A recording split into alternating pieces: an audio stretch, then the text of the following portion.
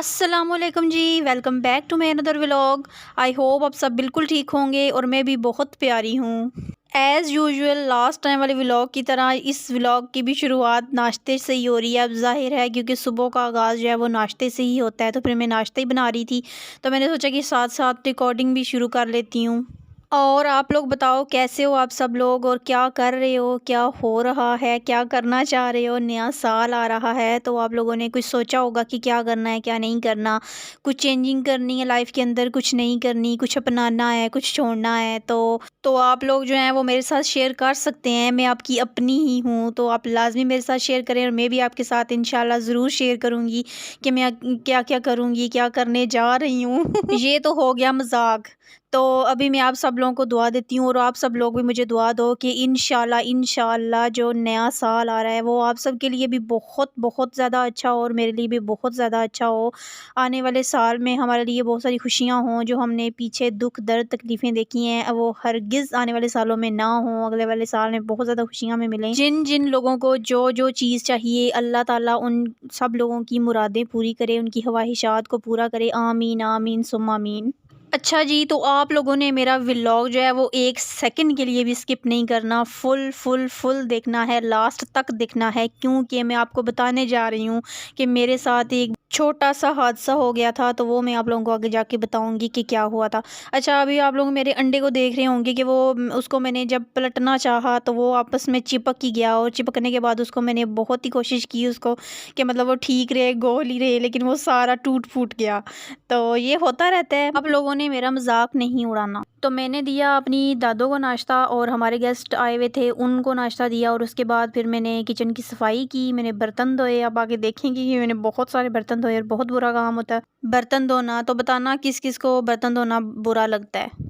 कोई कोई काम होता है ना जो करना बुरा लगता है, वैसे सारे ही काम बुरे लगते हैं। कौन इंसान होगा जो बड़ी खुशी के साथ काम करेगा। मुझे तो लगता है कि सारे काम बंदा मजबूरी से ही करता है। मेरे ख्याल से तो शौक के साथ कोई भी लड़की औरत जो है वो काम करती नहीं होगी, मजबूरन ही करती होगी। लेकिन जो कहती हैं कि हम बड़ी खुशी खुशी काम करती हैं, तो फिर अल्लाह ही हाफ़िज़ उनका। खैर वैसे ये तो मजाक था। वैसे मेरा ये पॉइंट ऑफ व्यू है कि हर लड़की को काम करना आना चाहिए। देखिए, घर के काम काज भी तो साथ में ज़रूरी होते हैं ना। ये तो नहीं कि आप लोग सिर्फ पढ़ लिख के तो बैठ जाएं, घर के काम ना आते हों। घर के काम करने आने चाहिए सारी बच्चियों को, सारी लड़कियों को। तो ये एक अच्छी बात होती है, घरदारी भी आनी चाहिए। सिर्फ़ और सिर्फ पढ़ा लिखा हुआ ये तो काम नहीं आता ना। वो तो ऑब्वियस सी बात है कि पढ़ाई और तालीम बहुत ज़रूरी है और वो किसी न किसी मोड़ पे काम आती है। लेकिन घर के जो काम है ना ये करने भी साथ में लाज़मी आने चाहिए, ये बहुत ज़रूरी होता है। तो अपनी बच्चियों को काम करना लाज़मी सिखाया करें, ताकि वो आगे जाके भी उनको कोई बात ना सुननी पड़े। आप लोग खुद ही किसी को मौका ना दें कि कोई आपके बारे में या आपको कोई बात कह दे, तो इसलिए किसी को मौका ही ना दें। वैसे अभी ना मैं अपनी उम्र से कुछ ज़्यादा ही बड़ी बातें कर रही हूँ। अभी तो मैं खुद बच्ची ही हूँ, तो मेरे ख्याल से मुझे ये वाली बातें नहीं करनी चाहिए। अच्छा, मैं यहाँ पे कर रही थी कुछ पैकिंग, तो आने वाले अगले जो मेरे व्लॉग्स होंगे ना उनके अंदर आपको पता चलेगा कि मैं ये पैकिंग क्यों कर रही हूँ। तो आप लोगों ने जो आने वाले व्लॉग है उनको स्किप नहीं करना है, लाज़मी देखना है। तो ये मैं कुछ पैकिंग कर रही थी, लाज़मी चीज़ें जो हैं वो रख रही थी, और ये चीज़ें पैकिंग में क्यों कर रही हूँ, क्या करने लगी हूँ, कहाँ जाने लगी हूँ, ये आपको आने वाले दिनों में पता चलेगा इंशाल्लाह। अच्छा जी, फिर मैं आ जाती हूँ अपनी रेसिपी की तरफ, जो हमारा मेन काम होता है। तो मैं आज पकाने लगी थी माश की दाल। ये जो दालों की फैमिली होती है ना, इन सारी दालों की फैमिली में से ना मुझे दाल माश और दाल चना पसंद है बहुत। दाल माश जो होती है ना, जी हम लोगों ने दाल को कर लेना है बॉयल, इसको अच्छे से गला लेना है। बहुत ज़्यादा गल जाए ना तो फिर वो हलवा सा बन जाता है और फिर वो हलवा सा अच्छा नहीं लगता। तो इसके लिए जब दाल माश हम लोगों ने बॉयल करनी होती है ना, तो इसका बड़ा ध्यान रखना पड़ता है कि ये बहुत ज़्यादा गल ना जाए और कच्ची भी ना रह जाए। तो इसको ना बड़े वो एहतियात से पकाना पड़ता है। दाल के अंदर मैंने हाफ़ टी स्पून नमक और हाफ़ टी स्पून हल्दी डाल के तो उसको गला लिया था। हल्दी मैंने इसलिए डाली है ताकि जो दाल का कलर है ना वो येलो सा हो जाए, डार्क येलो हो जाए।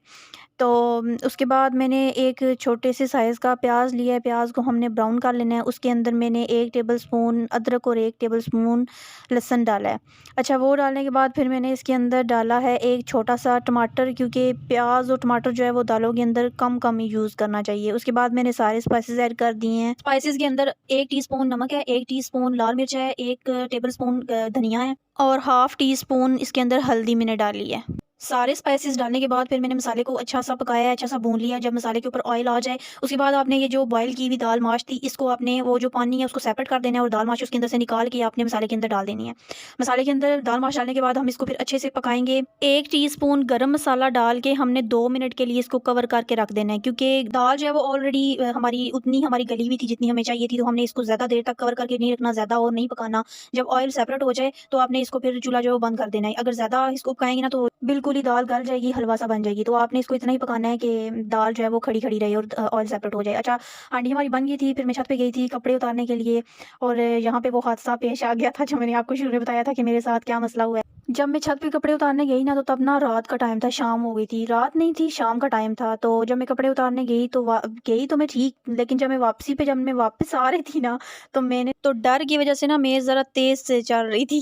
तेज़ चलने की वज़ह से सीढ़ियों से मैं इतनी बुरी तरीके से गिरी कि मुझे बहुत ज़्यादा लगी और फिर रात को मैं टैबलेट लेके सोई थी ताकि ये ना हो कि सुबह और ज़्यादा काम ख़राब हुआ वो। तो वो ये मैंने आपको बताना था कि मैं गिर गई थी और बहुत बुरी तरीके से गिरी थी। चलें जी, मुझे दें इजाज़त, फिर मुलाकात होगी एक नए व्लॉग के साथ। तो अपना बहुत सारा ख़्याल रखिएगा। ओके जी, अल्लाह हाफ़िज़।